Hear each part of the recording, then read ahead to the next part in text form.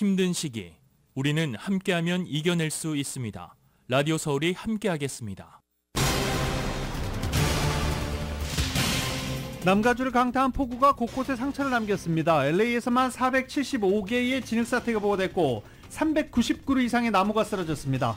수십여 건의 구조작업과 수천 명의 이재민이 발생했습니다. 국립기상청은 당초 예상했던 것보다 훨씬 더 많은 양의 비가 내렸다고 밝혔습니다. LA의 경우에는 1년 강우량의 60%가 내렸습니다. 남가주 곳곳에 여전히 소나기 내릴 가능성이 있고 2월 중순에 또 한 번의 폭풍이 찾아올 것으로 전망됩니다. 오늘 아침 현재 남가주에 비가 그쳤습니다. 그러나 도로 곳곳은 파톨로 패여 있고 현재 신고된 파톨만 현재 440건입니다. 운전자들의 주의가 당부됩니다. LA 카운티 정부가 인종차별적 건물 리스와 렌트 계약을 금지하는 법안을 발의하고 독소 조항 제거 작업에 들어갔습니다. LA 시의회가 LA에 있는 유명 관광지에서 길거리 노점상 영업을 금지한 규정을 해제하며 노점상 규제 완화에 나섰습니다. LA시와 카운티가 노숙자, 가정폭력, 성폭력 피해자 등을 위해서 1억 8천만 달러 예산을 확보하고 각각 프로젝트에 배분할 예정입니다. 게빈 뉴섬 캘리포니아 주지사는 최근 절도와 폭력 범죄로 치안이 최악의 상태로 치닫고 있는 북가주 오클랜드에 범죄 대응을 위해 경찰 인력을 긴급 투입하기로 했습니다. 네바다주에서 열린 민주당 대선 후보 경선에서 바이든 대통령이 승리를 거뒀습니다. 개표 75% 기준 바이든 대통령은 89.6%의 압도적인 득표율을 기록했습니다. 한편 공화당 대선 후보 경선은 트럼프 전 대통령의 이름이 투표용지에서 빠져서 주요 후보로는 헤일리 전 대사가 유일했습니다. 그러나 지지 후보 없음에 더 많은 득표가 나왔습니다. 알레한드로 마요르카스 국토안보부 장관 탄핵안과 이스라엘 원조 단독 예산안이 하원 본회의에서 부결됐습니다. 지난해 4분기 미국의 신용카드 연체율이 큰 폭으로 상승해서 6.36%를 기록했습니다. 1년 전보다 2.35%포인트 상승한 것입니다. 국제신용평가사 무디스가 주가 폭락에 시달리고 있는 뉴욕 커뮤니티 뱅크업의 신용 등급을 2단계 낮추어 정크 등급으로 강등했습니다. 필라델피아 연은 총재가 어제 인플레이션의 둔화와 여전히 강한 미국의 노동시장을 지적하면서 미국 경제 연착륙이 가시화되고 있다고 진단했습니다. 윤석열 대통령은 김건희 여사의 명품 가방 수수 논란과 관련해 매정하게 끊지 못한 것이 좀 문제라면 문제고 좀 아쉽지 않았나 생각이 든다라고 말하고 정치 공작이라고 지적했습니다. 국민의힘이 서병수 김태호 의원에 이어서 조혜진 의원에게 야당 현역 의원이 있는 곳으로 지역구를 바꿔 출마해달라고 요구했습니다. 험지 출마론이 확산될 가능성이 커 보입니다. 아시안컵에 나서 64년 만에 우승을 노렸던 한국 축구대표팀이 준결승에서 요르단에 2대0으로 패하고 대회를 마무리했습니다. 작전도 전략도 없었다는 비판을 받고 있는 클린스만 감독 거취에 관심이 모아집니다. LA 다저스가 팀의 전설인 클레이튼 커쇼와 재계약에 합의했습니다. 1년 계약, 1년 옵션으로 아직 세부 사항은 공개되지 않았습니다. 오늘 뉴욕 증시는 연준 당국자 발언과 기업 실적 등을 주시하면서 상승 출발하고 있습니다. 원달러 환율은 1327.8원으로 마감했습니다. 남가주 오늘 구름과 햇살이 교차하겠고 오늘 밤부터 내일 아침까지 또 한 차례 이슬비 소식이 있습니다. LA 한인타운 낮 최고 기온은 57도로 예상됩니다. 이 시간 주요 뉴스는 하늘 위 호텔, 세계 최대 항공기 아시아나항공 A380에서 차별화된 서비스를 만나보세요. 고국까지 편안하고 안전하게 모시는 아시아나항공 제공입니다. 여러분 안녕하십니까? 김윤정입니다. 안녕하십니까? 유지승입니다. 2024년 2월 7일 수요일 라디오 서울 모닝뉴스 2부입니다. 오래간만에 맑은 하늘 보실 수 있습니다. 오래간만이다라고 해도 그래도 나흘밖에 안 됐어요. 근데 나흘 정도 비가 그렇게 내리니까 맑은 하늘이 그립긴 그립습니다. 지난 주말부터 쏟아졌던 폭우 오늘 그쳤지만 아직 완전히 끝난 게 아닙니다. 오늘 오후 저녁에 일부 지역에 소나기 가능성 남아있기 때문입니다. 또 국립기상청 역시 금요일까지는 폭풍이 완전히 지나간 것이 아니기 때문에 긴장을 늦추면 안 된다라고 말했습니다. 국립기상청은 산악지역에도 눈이 내릴 수 있다라고 관측하기도 했습니다.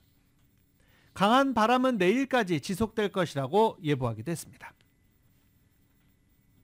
남가주 일대 현재 비는 그쳤지만 지난 사흘째 폭우가 계속됐죠. 무려 반년치가 한꺼번에 쏟아졌다고 합니다. 현재 산사태 피해 등 여러 가지 피해가 속출하고 있습니다. KBS의 보도입니다. 아예 강으로 변해 거센 물결이 흐르고 있는 마을 도로. 약해진 지반 때문에 끊어진 도로에선 폭포수처럼 물이 쏟아져 내립니다. 얼마나 비가 내렸는지 집들은 물에 포위돼 수상가옥처럼 보입니다. 집안에 있어야 할 피아노가 진흙에 덮인 채 뒤집혀 있습니다. 물이 아니라 진흙의 습격을 받은 마을. 산사태도 잇따르고 있습니다. All I know is that I woke up and there it was, buried in mud. You know, I'm starting to question the intelligence of living in the hills. 사흘째 이어진 폭우로 로스앤젤레스 일대에 보고된 산사태는 현재까지 380여 건. 곳곳에 지반이 약해지면서 산과 언덕에 흙과 돌들이 마을로 밀려들었습니다. 비가 거의 오지 않는 모하비 사막 일부 지역에서도 고속도로가 침하되기도 했습니다. 다행히 인명피해는 아직 보고되지 않은 것으로 알려진 가운데 한인타운 등에서 7천 가구 넘게 정전 피해가 있었습니다. 로스앤젤레스 지방기상청은 지난 이틀간 시내에 약 180mm의 비가 내렸고 이는 이 지역 연간 평균 강수량의 절반에 가깝다고 밝혔습니다. 기상학자들은 이번 비가 아주 특별한 경우는 아니지만 지구온난화가 계속되면 이보다 극심한 폭풍우가 더 자주 올 거라고 경고하고 있습니다. KBS 뉴스 김기수입니다.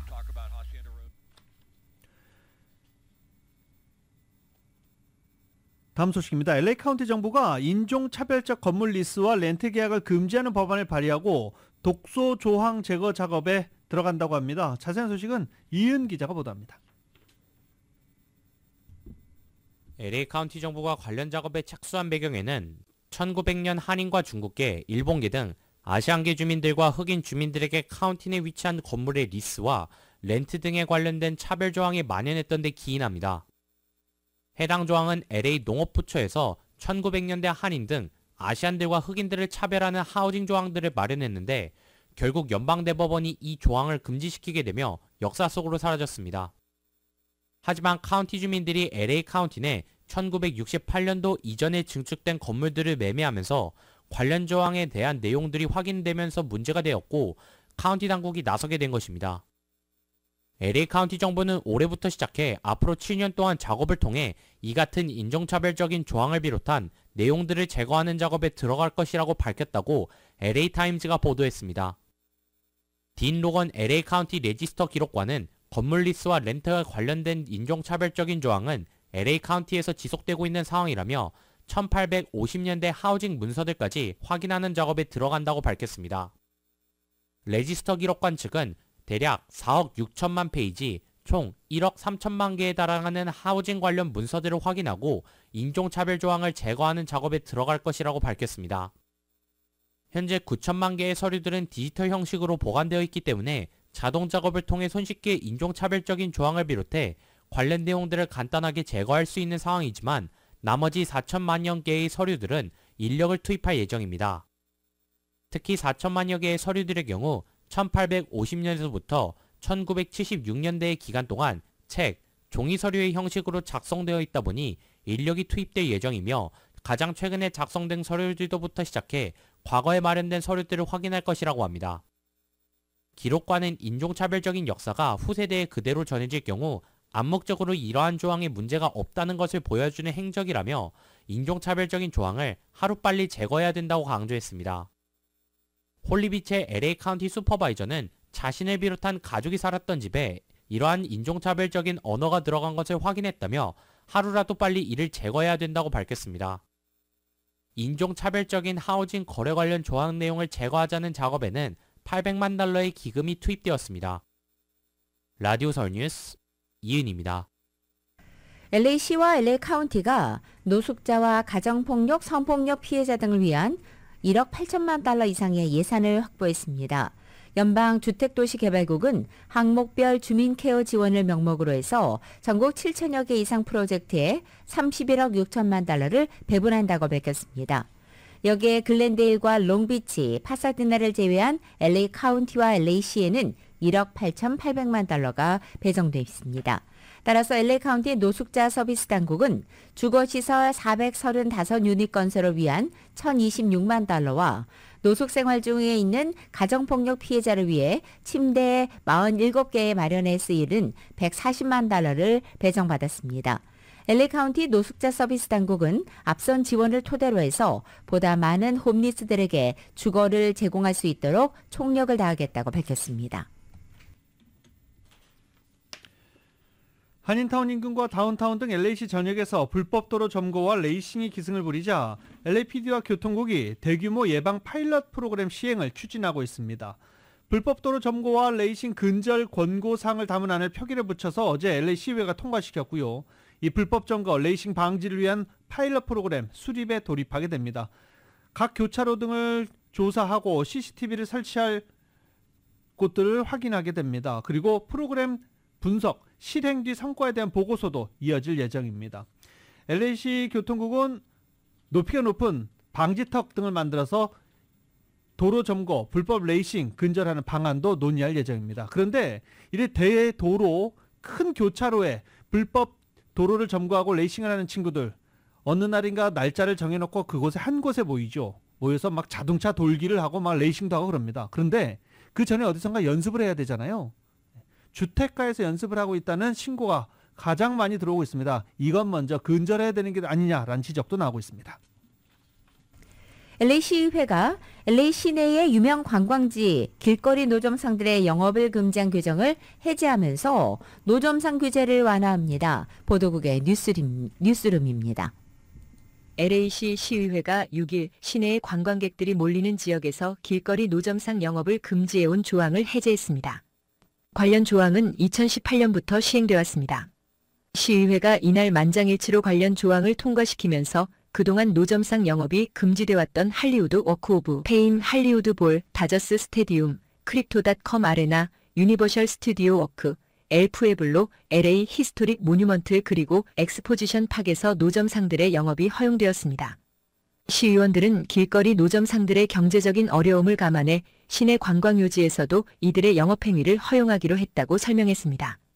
시의원들 가운데에는 자신의 부모 역시 길거리 노점상일을 하며 생계를 꾸려왔던 적이 있었기 때문에 노점상들의 애환을 이해하고 있다며 노점상 규제 방안 완화의 배경을 설명했습니다. 조례안은 앞으로 한 달 내에 시행됩니다. 하지만 노점상들은 여전히 노점상 운영에 있어 안전 규정을 준수해야 합니다. 시의회는 또 이날 노점상 운영을 위한 허가비를 파격적으로 낮췄습니다. 종전에 관련 비용은 연 291달러로 당초 541달러로 인상될 예정이었으나 시의회는 이날 표결을 통해 연 허가비를 27달러 51센트로 낮췄습니다. 라디오 서울 보도국 뉴스룸입니다. 개빈 뉴섬 주지사가 절도와 폭력 범죄가 급증해 치안이 악화된 오클랜드 지역의 범죄 대응을 위해서 캘리포니아주 고속도로 순찰대원 120명을 긴급 투입하기로 했습니다. 그래서 이 절도범들이 옆으로 밑으로 내려올까 우려하는 목소리도 큽니다. 정윤호 기자입니다. 최근 북가주 오클랜드 지역의 강절도와 폭력 사건이 폭증해 비즈니스가 철수하고 주민들의 신변 안전이 위협을 받으면서 개빈 뉴섬 주지사가 범죄 단속을 위해서 가주 고속도로 순찰대원 120명을 긴급 투입하기로 했다고 LA타임즈가 보도했습니다. 오클랜드 시내와 이스트베이 지역에 앞으로 강절도 행각에 맞설 하이웨이 패트롤 요원들을 900%까지 늘리고 차량 번호판, 판독기 같은 테크놀로지를 수사에 적극 도입할 계획이라고 합니다. 또 K9 유닛과 헬기도 동원해서 소매업체 강절도 사건이나 차량 도난 사건, 카고 도난 사건 수사에 총동원할 계획입니다. 오클랜드에서는 최근 스매시 앤 그랩 스타일의 강절도 행각이 꼬리를 물면서 치안이 악화되자 오랫동안 이 지역에서 비즈니스를 운영해오던 인앤아웃 매장이 철수 선언을 한 바 있습니다.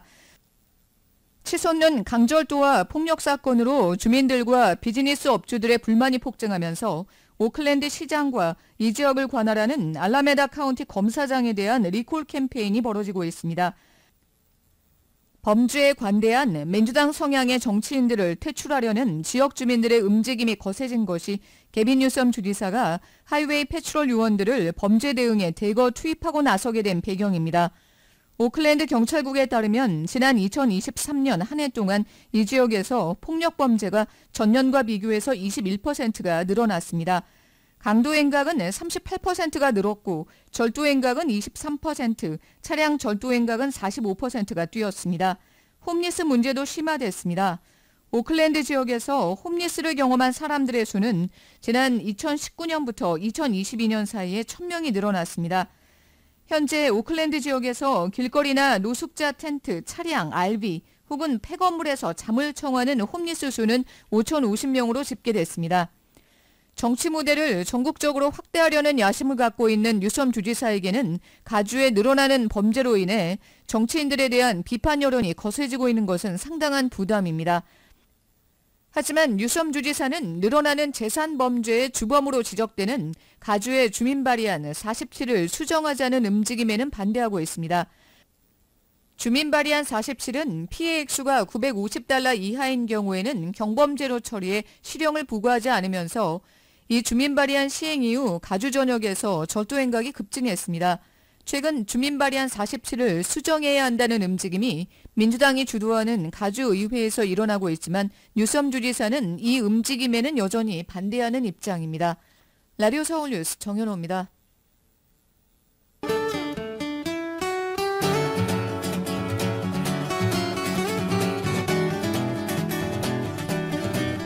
(2월 7일) 수요일 남가주의 날씨입니다.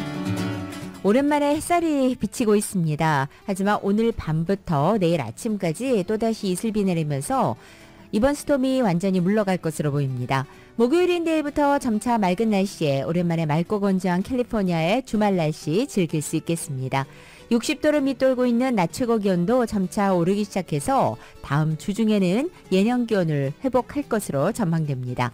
LA 한인타운의 오늘 낮 최고 기온 57도, 밤 최저 기온은 44도, 오렌지 카운티 지역 58도, 45도, 밸리와 일랜드 엠파이어 지역 57도, 37도, 해안 지역은 57도, 44도 예상됩니다. 한국 오늘 전국이 대체로 맑겠고 서울의 오늘 아침 최저 기온이 22도, 낮 최고 기온은 42도 예상됩니다. 라디오 서울 모닝뉴스 2부 이 시간은 1250만 불 교통사고 최고 보상, 교통사고 전문 천재 변호사 리차드 호프만, 또 하나의 새로운 문이 열렸습니다. 한인은행 최초로 라스베가스에 진출한 오픈뱅크, 총 20억 달러의 승소, 크고 작은 교통사고와 상해 브라이언 타필라와 시젤러, 한인타운 올림픽과 카탈리나에 새 지점을 오픈했습니다. 고객과 함께 새로운 미래를 열어가는 US 메트로뱅크 공동 제공입니다. 라디오 서울 모닝뉴스 2부 이 시각 현재 프리웨이 교통 상황입니다. 101 사우스 방향입니다. 하일랜드 애비뉴와 만나는 지점 히드앤런 사고 있습니다. 605 사우스 방향 델라모 블루바드와 만나는 지점 단독 차량 사고 있습니다. 14번 사우스 방향 애비뉴 S와 만나는 지점 슬로우 레인이 현재 통제되어 있습니다. 참고하시고 안전운전하시기 바랍니다.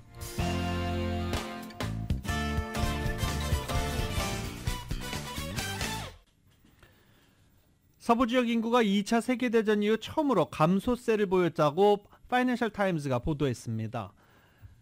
파이낸셜 타임즈는 뱅크 오브 아메리카 자료를 인용해 지난해 4분기에도 LA와 샌프란시스코 등 서부 주요 도시에서 인구 감소세가 이어진 것으로 나타났다고 전했습니다. 뱅크 오브 아메리카는 서부 지역 대도시권의 중간 모기지 비용이 미국 내 다른 지역보다 높았다면서 상대적으로 높은 주거 비용이 인구 감소로 이어졌다고 설명했습니다. 또 캘리포니아주의 높은 생활비와 세율도 주요 요인으로 자리 잡고 있습니다.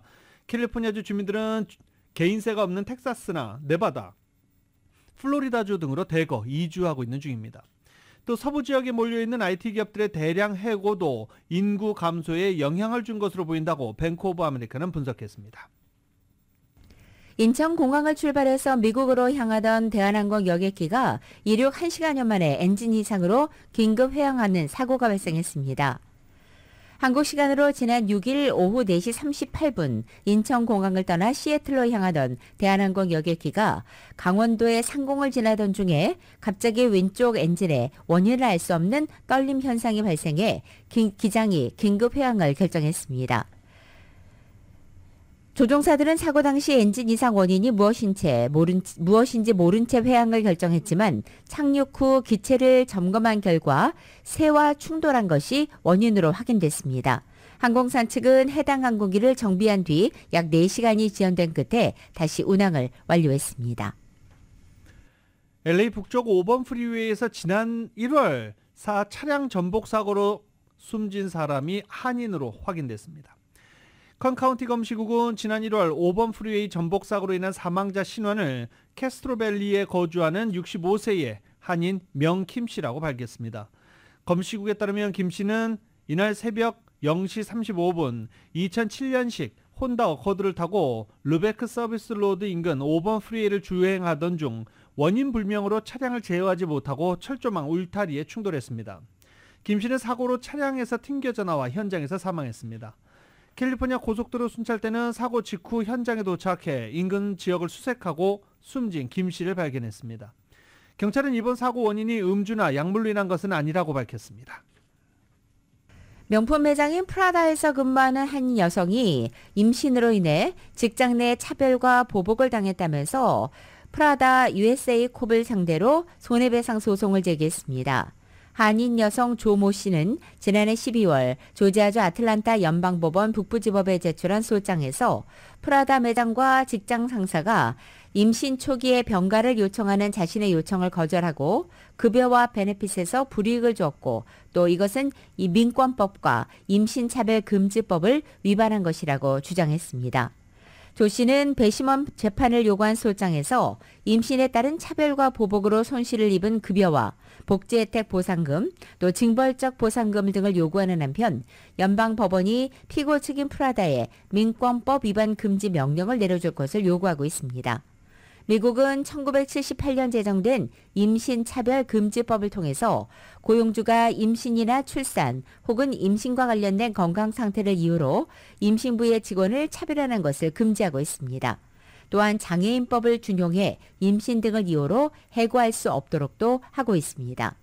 고용주는 임신을 했다는 이유로 혹은 임신 가능성이 높다는 이유로 채용을 거부할 수 없고 산모 근로자의 모유 수유권을 충분히 보장해 줘야 합니다. 현재 장애인법에 의해서 임신부가 허리 통증을 호소할 경우에는 고용주가 임신부를 위한 특별한 편의시설을 제공하거나 노동 강도가 높지 않은 업무를 줘야 합니다. 또한 입덧 같은 임신 관련 질병에 대해 의사의 진단서를 제출할 경우 충분한 휴식 시간도 보장해야 합니다. 고등학교에서 총기를 난사한 10대 고등학생이 종신형을 선고받은 데 이어 이 학생의 어머니에게도 살인죄 유죄 판결이 내려졌습니다.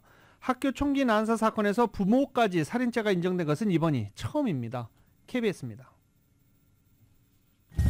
2021년 미국 미시간주의 한 고등학교에서 15살 이선 크럼블리가 총기를 난사했습니다. 학생 4명이 목숨을 잃었습니다. 그런데 범행 직전 이선은 자신의 공책에 범행을 암시하는 그림과 함께 도움이 필요하다는 글을 적었던 것으로 나타났습니다. 이를 발견한 교사는 부모를 긴급 호출했지만 부모는 이선을 조퇴시키지 않았고 결국 그날 참사가 일어났습니다. 이후 이선은 1급 살인죄로 종신형을 선고받았지만 아들의 상황을 방치한 부모에게도 책임이 있다는 여론이 일었습니다. 검찰은 이에 따라 이선의 어머니를 기소했고 현지 시각 6일 배심원단은 어머니 제니퍼 크럼블리에게 미필적 고의에 의한 살인 등의 혐의에 대해 유죄를 판결했습니다. 어머니는 학교에서 조퇴를 요구하지 않고 선택권을 줬다고 항변했지만 받아들여지지 않았습니다. 미국에서 학교 총기 난사 사건과 관련해 부모에게 살인 혐의가 인정된 것은 이번이 처음입니다. Do your due diligence with your child. It is your choice to have a child and you cannot choose to not take care of your child. 법원은 오는 4월 형량을 선고할 계획인데 최대 15년형까지 가능한 것으로 전해졌습니다. 같은 혐의로 기소된 아버지에 대한 판결은 다음 달에 내려질 예정입니다. KBS 뉴스 박석호입니다. 지난달 전격적으로 은퇴를 선언한 LAPD의 마이클 모어 경찰국장을 대신해서 임시 수장을 맡을 국장 대행 임명이 임박한 것으로 전해지고 있는 가운데 LAPD 한인 최고위직 간부인 도미니크 최 수석 부국장도 이 국장 대행 주요 후보로 부상하고 있는 것으로 알려졌습니다. LA타임즈 보도에 따르면 LAPD의 민간 정책결정기구인 LA경찰위원회가 어제 정기회의에서 국장 대행 추천을 위한 비공개 논의를 가졌고, 이에 따라 빠르면 오늘 캐런 베스 LA시장이 경찰위원회 추천을 바탕으로 LAPD 국장 대행을 낙점할 것이라는 전망도 나오고 있습니다. 경찰위원회는 이미 LAPD 내외부의 후보들로부터 자기소개서와 이력서를 접수했고, 이 가운데 몇몇은 주요 후보로 거론되고 있는 것으로 신문은 전했습니다. LA타임즈는 LAPD 내 주요 후보들로 한인 도미닉 최 수석 부국장과 마이클 림쿠나스 부국장이 물망에 올라 있다고 보도했습니다. 한편 이번에 결정되는 LAPD 국장 대행은 차기 경찰국장이 공식적으로 선임될 때까지 임시로 LAPD를 이끌게 됩니다. 세계 클래식 음악계에 돌풍을 일으키고 있는 신성 피아니스트 임윤찬 씨가 2024 여름 헐리우드볼에 다시 오게 됩니다. LA 필하모닉 협회는 2024 헐리우드볼 여름 시즌을 발표하면서 피아니스트 임윤찬이 오는 8월 29일 오후 8시 헐리우드볼에서 구스타보 두담의 음악 예술 감독이 지휘하는 LAP1과 협연한다라고 밝혔습니다. 지난해에 이어서 두 번째 헐리우드볼을 찾는 임윤찬의 연주곡은 베토벤 피아노 협주곡 5번 황제로 알려지고 있습니다. 2022년 제16회 반클라이번 국제 피아노 콩쿠르에서 역대 최연소 우승과 함께 신작 최고 연주상 청중상을 수상한 임윤찬은 뉴욕타임즈로부터 신들린 연주라는 극찬을 받은 최정상급 피아니스트입니다. 이번 헐리우드 공연은 도이치 그라모폰의 앨범을 발매해 플래티넘을 기록한 임윤찬의 베토벤 황제를 라이브로 들을 수 있는 기회이기도 합니다. 한편 이번 주말 슈퍼볼에서 하프타임 쇼를 하게 되는 어셔는 인투이돔 첫 공연을 할 아티스트로 결정이 됐습니다. 그래미상을 8개나 수상한 경력이 있는 어셔는 오는 9월 21일, 22일 잉그루드의 새로운 클리퍼스 홈구장이자 이벤트 현장으로 사용될 인투이돔에서 공연하게 될 것이라고 밝혔습니다. 티켓 판매는 이번 주말부터 시작되고요. 인투이돔은 오는 8월 중순 오픈을 목표로 현재 마무리 공사가 한창 진행 중이며 최근 투자자들과 관계자들을 초청해 현장 실내외를 공개한 바 있습니다. 어셔는 이 인투이돔에서 처음 공연하는 연예인이 됩니다. 애플이 지난주에 현실의 가상 이미지를 겹쳐 구현하는 이른바 혼합 현실 MR 헤드셋을 출시했습니다. 그런데 이 헤드셋을 쓰고 핸들에서 손을 뗀 채 자율주행차를 운전하는 위험한 행동을 하는 사람들이 늘어나고 있습니다. KBS의 보도입니다. 지난 2020년 트럼프 지지자들은 미 국회의사당에 난입해 바이든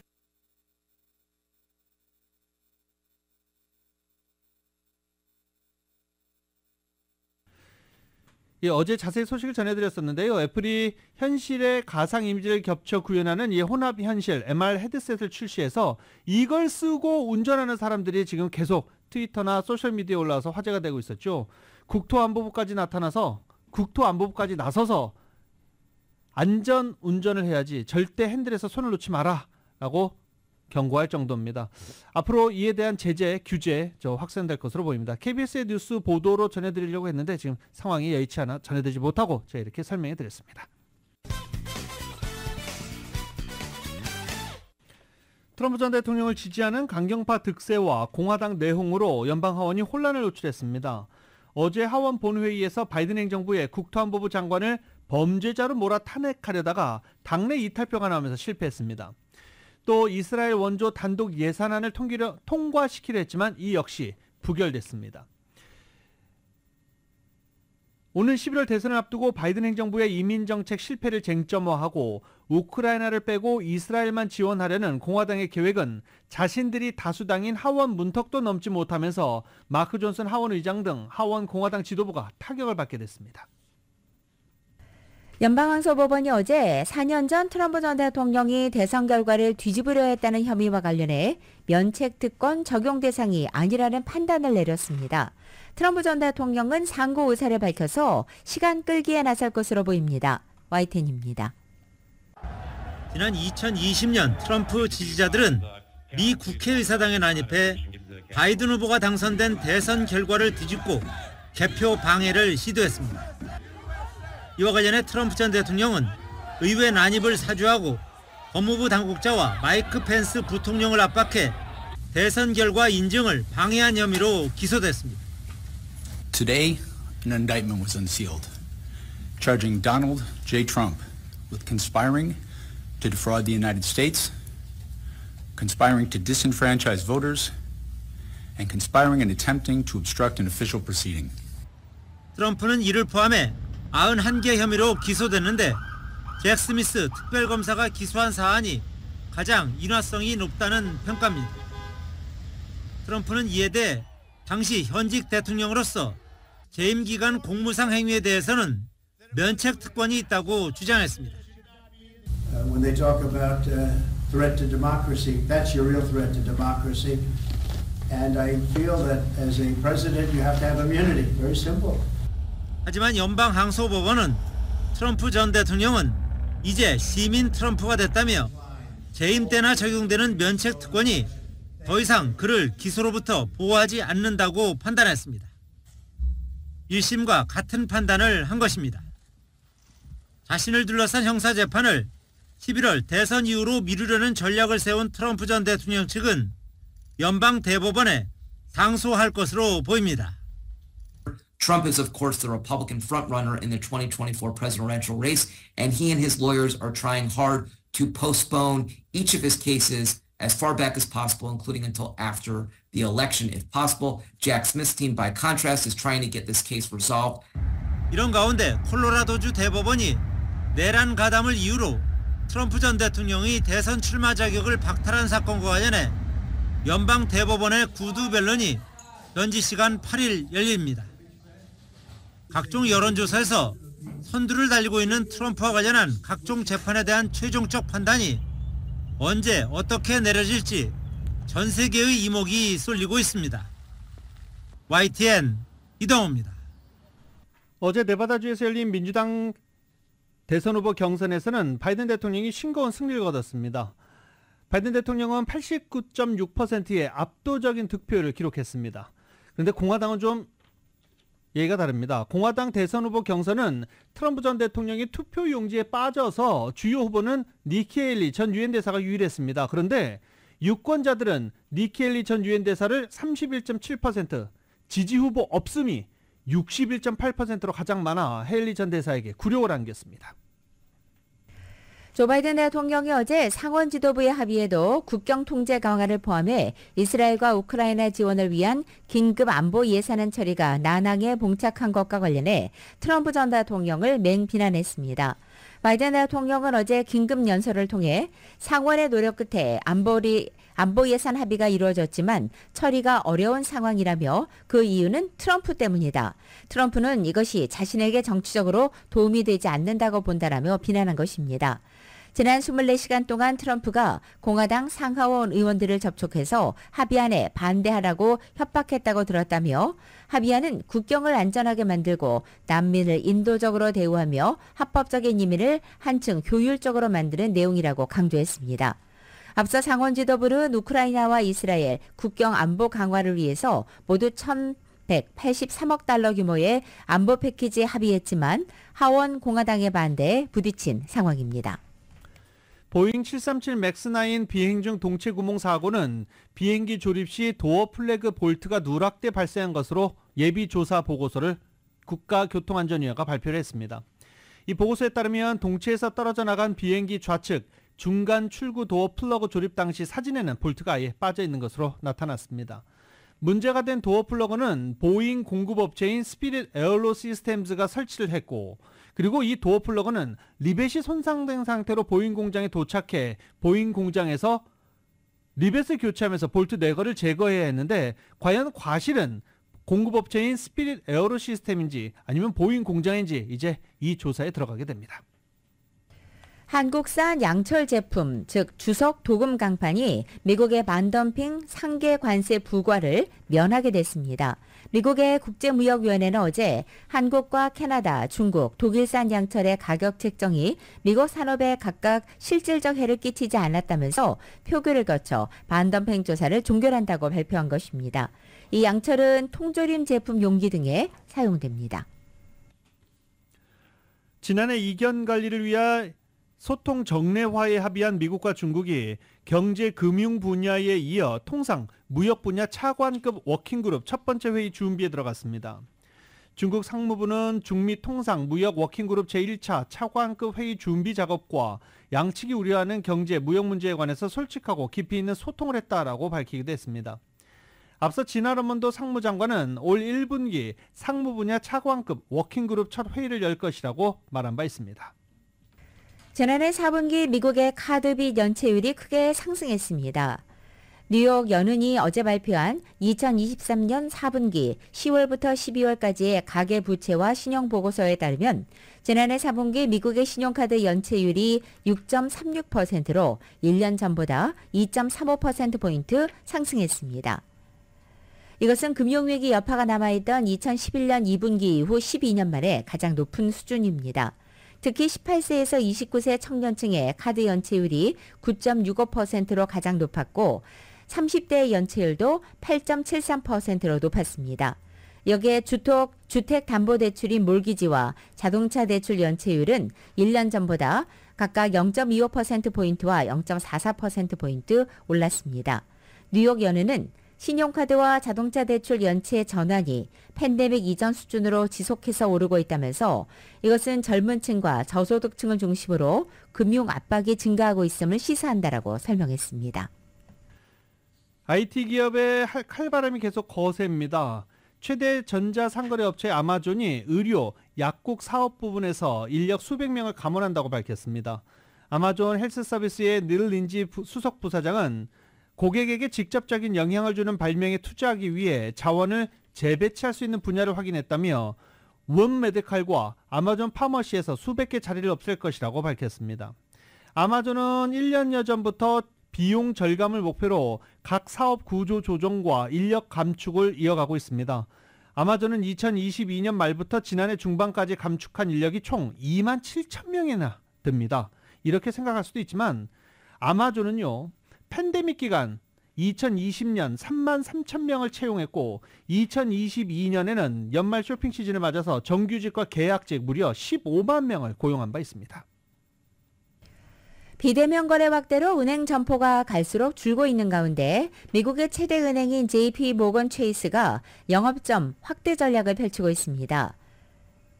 월스트리트저널 보도에 따르면 체이스는 앞으로 3년 동안 보스턴과 필라델피아, 샬럿까지 점포가 많지 않은 지역을 중심으로 영업점 500곳을 신설한다는 영업 전략을 세웠다는 것입니다.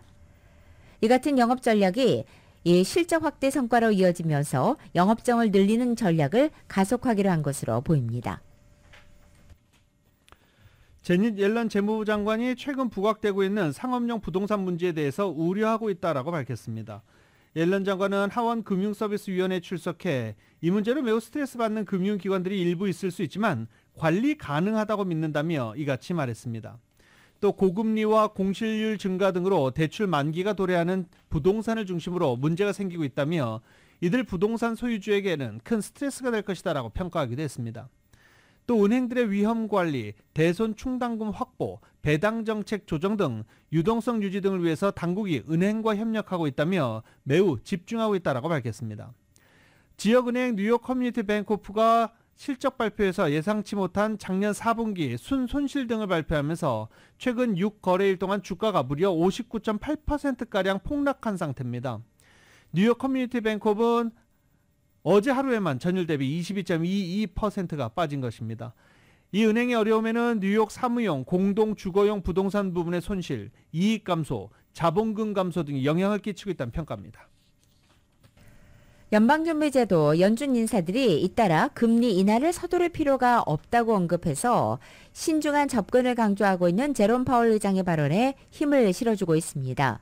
로레타 메스터 클리블랜드 연은 총재는 어제 미국 경제가 예상대로 진전을 이룬다면 연준이 올해 중에 금리 인하에 자신감을 가질 수 있겠지만 그렇다고 해서 서두를 필요는 없다고 말했습니다.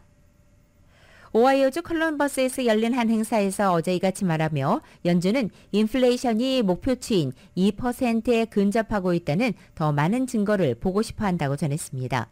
메스터 총재의 이 발언은 최근에 제롬 파월 연준 의장을 포함한 연준 인사들이 기준금리 인하를 검토할 때 시간을 갖고 보다 신중히 접근하겠다고 언급했던 것과 맥을 같이 하는 것입니다. 푸틴 러시아 대통령이 팍스뉴스 간판 앵커였던 터커 칼슨과 인터뷰를 했습니다. 크렘린궁은 푸틴 대통령이 모스크바에서 칼슨과 인터뷰를 마쳤다라고 확인했습니다. 우크라이나 침공 이후 푸틴 대통령이 서방 언론인과 대면한 것은 이번이 처음입니다. 칼슨은 7년간 팍스뉴스의 대표 프로그램 터커 칼슨 투나잇을 진행한 인기 앵커였고 트럼프 전 대통령과 각별한 친분을 유지한 극우 성향 논객입니다. 2020년 대선 결과가 조작됐다는 주장과 함께 우크라이나 전쟁을 두고 러시아의 침략 행위를 정당화하는 발언을 해 논란을 받기도 했습니다. 타스통신은 월스트리트저널의 보도를 인용해 인터뷰가 곧 이번 주에 방송될 가능성이 높다라고 예상하기도 했습니다. 라디오 서울 모닝뉴스와 함께하고 계십니다.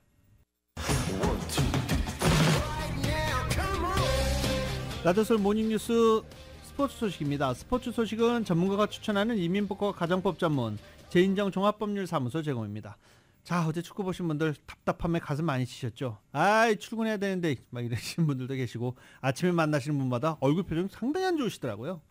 스포츠 뭐 이길 수도 있고 질 수도 있죠. 하지만 진 이유가 너무나 명확히 보이니까 화가 나더라 이러신 분들도 계셨습니다. 아무튼 아시안컵 4강에서 한국 축구대표팀이 요르단에 패했습니다. 유효 슈팅이 0. 야, 이게 말이 됩니까? 유효 슈팅 0. 그러면 전반전에 유효 슈팅이 없으면 후반전에 뭔가 작전을 바꿔야죠. KBS입니다. 경기 시작 전부터 붉은 악마와 교민들이 응원 한마당을 펼치고 대한민국 화이팅! 경기장 안에서도 대표팀을 향한 응원 물결이 넘실댑니다. 결승 진출을 위해 손흥민과 이강인, 황희찬 등 최정예 공격진이 나섰지만 대표팀은 경기 내내 고전했습니다.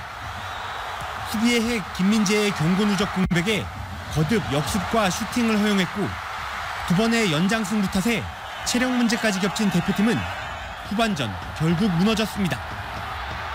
후반 8분 알나이마트에게 선제골을 내준 데 이어 21분 알타마리의 단독 돌파에 당하며 쐐기골까지 허용했습니다. 클린스만 감독은 후반 11분 조규성을 교체 투입해 반전을 노렸지만 승부를 뒤집지 못했습니다. 피파 랭킹 87위를 상대로 유효 슈팅 하나 날려보지 못한 완패입니다. 선수들은 정말 최선을 다했고 정말 질책을 받아야 된다면 제가 좀 팀을 이끄는 부족이 좀 너무 부족하지 않았나라는 또 반성을 하게 되는 것 같습니다. 무기력한 패배에 외신들도 형편없는 경기였다며 비판을 쏟아냈습니다. 클린스만 감독의 지도력은 또다시 의문점을 남겼다고 지적했고 김민재가 빠진 한국 수비는 허무하게 무너졌다고 꼬집었습니다. 더 이상의 드라마는 없었습니다. 역대 최강의 멤버라는 평가였지만 대표팀은 우승 문턱도 넘지 못하며 또 한 번 쓸쓸히 짐을 싸게 됐습니다. 도하에서 KBS 뉴스 이준입니다. 이처럼 클린스만호는 어제 마지막 경기에서 갖고 있던 문제를 모두 드러낸 것으로 지적되고 있습니다. Y10입니다.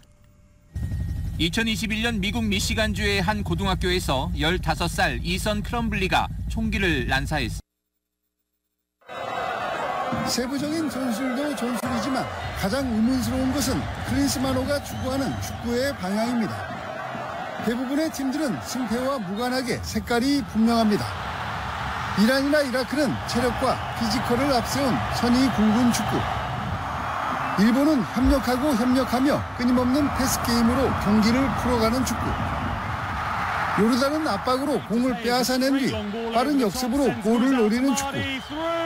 팀마다 자신만의 방향이 분명했습니다. 우리 선수들은 클럽 소속팀에서는 좋은 경기를 펼치다가 대표팀에만 오면 제 기량을 발휘하지 못한다는 지적을 받아왔습니다. 이번에도 클린스만호의 인상적인 장면은 결정적인 순간마다 나온 프리킥골, 페널티킥이었습니다. 선수들의 개인 기량이었지 전술적인 부분은 아니었습니다. 인상적인 전술로 만들어낸 필드골은 거의 없습니다. 북중미 월드컵 예선을 앞두고 방향에 대한 통사진이 필요한 이유입니다. 2024년 2월 7일 수요일에 전해드린 라디오서울 모닝뉴스 여기서 마치겠습니다. 지금까지 진행의 유지승, 김윤정이었습니다. 모닝뉴스 2부 이 시간은 1250만 불 교통사고 최고 보상, 교통사고 전문 천재 변호사 리차드 호프만, 또 하나의 새로운 문이 열렸습니다. 한인은행 최초로 라스베가스에 진출한 오픈뱅크, 총 20억 달러의 승소, 크고 작은 교통사고와 상해, 브라이언 타필라와 시질러. 한인타운 올림픽과 카탈리나의 새 지점을 오픈했습니다. 고객과 함께 새로운 미래를 열어가는 US메트로뱅크 공동 제공이었습니다. 잠시 후 9시에는 강혜신의 오늘의 미국이 방송됩니다. 함께해 주신 여러분 고맙습니다.